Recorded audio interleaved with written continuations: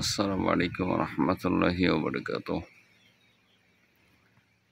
আপনারা এই মুহূর্তে যে বিষয়টা লক্ষ্য করতেছেন সেটা হচ্ছে যে আল্লাহ তাআলার রহমতটা একটু দেখেন যে এই আকাশটা একদম নীল থেকে শুরু করে আর এই আহ, যে পর্যন্ত মানে প্রথম স্টেপ থেকে আর একেবারে নীলের আহ, কাছে ছোঁয়া ছোঁয়া যে স্থান পর্যন্ত এই স্থান পর্যন্ত টোটালি যে এই যে মানে ঘূর্ণায়মান অর্থাৎ হচ্ছে চলমান প্রক্রিয়া যেটা এই মুহূর্তে ক্যামেরা আপনারা দেখতেছেন।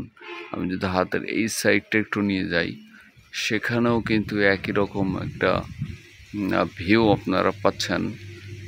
এই পুরা সিস্টেমটাকে দেখেন একটা নিয়ন্ত্রণের ভিতরে চলতেছে। আপনারা খুব বিচক্ষণের সাথে জিনিসটা বোঝার চেষ্টা করেন যে সে প্রত্যেকের জায়গায় খুব ধীরস্থিরভাবে তারা কিন্তু চলতেছে বা ঘুরতেছে। আপনারা এই মুহূর্তে আমি একটু ক্যামেরাটা ঘুরে আপনাদের দেখানোর চেষ্টা করি। আপনারা একটু বিচক্ষণের সাথে দেখলে বুঝতে পারবেন যে এই যে ঘূর্ণায়মান অবস্থান অর্থাৎ এই যে পরিবর্তন, এই যে ঘোরাঘুরি, সব কিছু নিয়ন্ত্রণ একমাত্র আসমান থেকেই হচ্ছে। হ্যাঁ, তো আমি কিন্তু হচ্ছে আজকে সকালেও কয়েকটা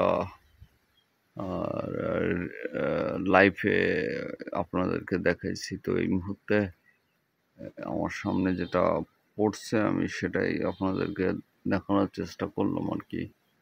তো আর আমি যদি এই সাইড থেকে ঘুরে একটু উপরের দিকে যাই সেখানে দেখেন আর এক রকম ভাবেই বিষয়টা দেখাচ্ছে আর কি। এই যে দেখতে পাচ্ছেন মনে হচ্ছে যেন কোন একটা মানে পানির তলদেশ বা এটসেট্রা এরকমই আর কি। মনে হচ্ছে সূর্যের যে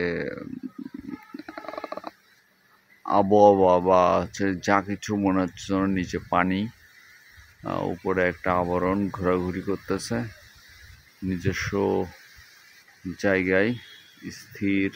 এই সাইডে দেখেন একটু অন্য রূপে আর কি। আর একটু সৌন্দর্য দেখলে আর একটা জিনিস দেখতে পাবেন, সব কিন্তু চলমান, ঘুরতেছে, চলতেছে, ফিরতেছে, এক এক স্থানে এক এক রকম রূপরেখা নিয়ে দৌড়াচ্ছে। তো এই সব কিছুই যিনি উপর থেকে নিয়ন্ত্রণ করতেছেন ঠিক সেম আপনাকে আমাকেও তিনিই হচ্ছে নিয়ন্ত্রণ করতেছেন।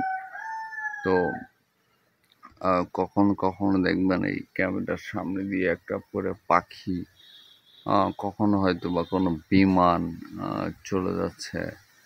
তো এই যে একটা সৌন্দর্য, এই যে সামনে দেখা, এই যে এই সাইডটা যদি একটু দেখানোর চেষ্টা করি, এখানে দেখেন মানে এই যে একটা পাখি চলে গিয়েছে। তো এই সব কিছুই তো উপর থেকেই তারই অর্ডারে হচ্ছে। তো এই যে পরিবর্তন, এই সব কিছু কোথাও ঘোলা, কোথাও অস্পষ্ট, কোথাও হচ্ছে ডুবে যাচ্ছে, কোথাও চকচক করতেছে, সব কিছুই কিন্তু আসমান থেকেই তিনি পরিচালনা করতেছেন।